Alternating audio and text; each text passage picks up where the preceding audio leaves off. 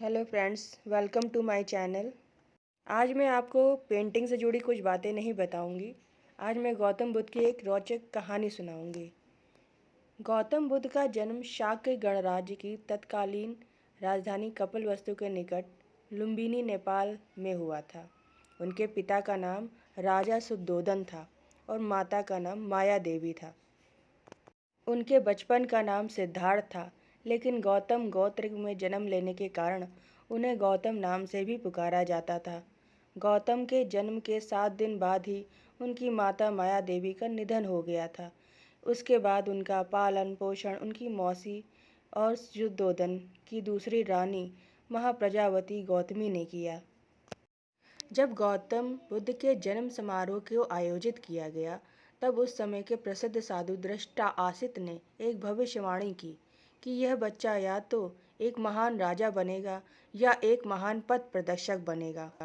उन्होंने गुरु विश्वामित्र से वेद और उपनिषद की शिक्षा प्राप्त की। यही नहीं, वेदों की शिक्षा के अलावा उन्होंने कुश्ती, घुड़दौड़, तीर कमान जैसी कला को एक क्षत्रिय की भांति सीखा। कम उम्र में शिक्षा दीक्षा ग्रहण करने के बाद गौतम बुद्ध का विवाह 16 साल की उम्र में कौली वंश की कन्या यशोधरा से हुआ था। उनके पिता ने सिद्धार्थ के लिए भोग विलासिता से भरपूर प्रबंध किया हुआ था। उनके लिए 3 ऋतुओं को आधार पर अलग अलग 3 महल बनवा दिए गए थे, जहाँ नाच गाना मनोरंजन की भरपूर व्यवस्था थी। इसके साथ साथ हर समय दास दासी सेवा करने में होते रहते थे, परंतु ये सब व्यवस्था सिद्धार्थ को सांसारिक मोह माया में नहीं बांध सकी। एक बार जब बसंत ऋतु में सिद्धार्थ बगीचे के सैर पर निकले, जहाँ उन्हें सड़क पर एक बूढ़ा आदमी दिखाई दिया। उसके दांत टूटे थे, बाल पक गए थे, शरीर टेढ़ा हो गया था, हाथ में लाठी पकड़े धीरे धीरे कांपता हुआ वह सड़क पर चल रहा था। जब दूसरी बार सिद्धार्थ बगीचे की सैर को निकले, तब उनकी आंखों के आगे एक रोगी आ गया, जिसकी सांसें तेजी से चल रही थी, कंधे ढीले पड़ गए थे, बाहें सूख गई थी, पेट फूल गया था, चेहरा पीला पड़ गया था। दूसरे के सहारे वह बड़ी मुश्किल से चल पा रहा था।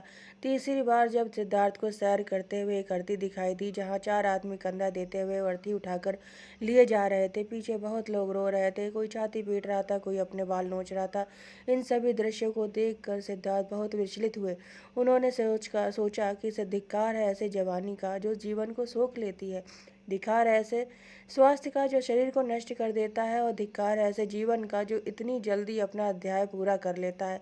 और मन ही मन विचार करने लगे, क्या बुढ़ापा, बीमारी और मौत सदा इसी तरह होती रहेगी? उसके बाद जब सिद्धार्थ चौथी बार बागीचे की सैर को निकले, तब उन्हें एक सन्यासी दिखाई दिया, जो संसार की सारी भावनाओं और कामनाओं से मुक्त होकर प्रसन्नचित्त प्रतीत हो रहा था, जिससे गौतम बुद्ध काफी प्रोत्साहित हुए और एक सन्यासी बनने का निर्णय किया। राज्य का मोह छोड़कर सिद्धार्थ तपस्या के लिए राजगृह पहुंचे, जहां उन्होंने भिक्षा मांगनी शुरू की और घूमते घूमते आलार, कालाम और उद्दक रामपुत्र के पास जा पहुंचे, जिससे उन्होंने योग से साधना सीखी, समाधि लगाना सीखा। लेकिन सिद्धार्थ को उससे भी संतोष नहीं हुआ, जिसके बाद वह उर्वेला पहुँचे और वहाँ पर अलग तरह से तपस्या करने लगे। शुरुआत में गौतम बुद्ध ने केवल तिल चावल खाकर तपस्या शुरू की। उसके बाद कुछ भी खाए बिना उससे तपस्या शुरू करी। 6 साल तक तपस्या करने के बाद भी सिद्धार्थ की तपस्या सफल नहीं हुई। एक दिन बुद्ध के मध्यम मार्ग से होकर कुछ स्त्रियां गुजर रही थीं, जहाँ गौतम बुद्ध तपस्या कर रहे थे। उन स्त्रियों का एक गीत सिद्धार्थ के कान में पड़ा। वीणा के तारों को ढीला मत छोड़ो, ढीला छोड़ देने से उनका सुरीला स्वर नहीं निकलेगा, पर तारों को इतना भी मत कोसो कि वह टूट जाए। यह बात सिद्धार्थ को जच गई और मान गए कि नियमित आहार विहार से ही योग सिद्ध होता है। वैशाखी पूर्णिमा के दिन सिद्धार्थ वट वृक्ष के नीचे तपस्या कर रहे थे, और उसी गांव की एक स्त्री सुजाता ने एक पुत्र को जन्म दिया, क्योंकि उसने बेटे के लिए एक वट वृक्ष की मन्नत मांगी थी। मन्नत पूरी होने पर वह स्त्री सोने की थाल में गाय के दूध की खीर भरकर वट वृक्ष के पास जा पहुंची, जहां सिद्धार्थ तपस्या कर रहे थे। उस स्त्री को ऐसा लगा कि वृक्ष देवता ही मानो पूजा कर रहे हैं। सुजाता ने बड़े आदर से सिद्धार्थ को खीर भेंट की और कहा, जैसे मेरी मनोकामना पूरी हुई, उसी तरह आपकी भी मनोकामना पूरी हो। इतना कहकर सुजाता वहां से चली गई और उसी रात तपस्या करते हुए सिद्धार्थ की साधना सफल हो गई। उस समय सिद्धार्थ को सच्चे ज्ञान का बोध हुआ था, तभी से सिद्धार्थ बुद्ध कहलाए। जिस पीपल वृक्ष के नीचे सिद्धार्थ को बोध हुआ, वर्तमान में वह स्थान बोधि वृक्ष कहलाया और बोध गया के नाम से लोकप्रिय हुआ। 80 वर्ष की उम्र में उन्होंने अपने धर्म की संस्कृति की जगह उस समय की सरल भाषा पाली में प्रचार किया। कुछ समय बाद वह काशी के पास सारनाथ पहुँचे, जहाँ उन्होंने सबसे पहले धर्मोपदेश दिया। पाली सिद्धांत के अनुसार 80 वर्ष की आयु में गौतम बुद्ध ने घोषणा की कि वह जल्दी ही परिनिर्वाण के लिए रवाना होंगे, जहां गौतम बुद्ध ने एक लोहार के घर अपना आखिरी भोजन ग्रहण किया, जिससे उनकी तबीयत खराब हो गई थी। तभी बुद्ध ने अपने शिष्य आनंद को कहा कि वह कुंडा यानी कि लोहार को कहे कि उनसे कोई गलती नहीं हुई है और उनका भोजन भी ठीक था। उन्होंने लोगों को मध्यम मार्ग का उपदेश दिया और अहिंसा पर बहुत जोर दिया।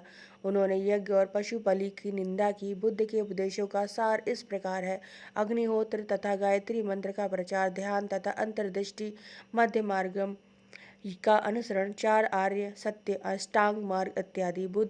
गौतम बुद्ध ने बहुजन हिताय, लोक कल्याण के लिए अपने धर्म का देश विदेश में प्रचार करने के लिए भिक्षुओं को इधर उधर भेजना शुरू किया। इसके अलावा अशोक आदि सम्राटों ने भी विदेशों में बौद्ध धर्म के प्रचार में अपनी अहम भूमिका निभाई। मौर्य काल तक आते आते भारत में के अतिरिक्त बौद्ध धर्म चीन, Japan, Korea, Mongolia, Burma, Thailand, Hind, चीन, श्रीलंका आदि में फैल गया था।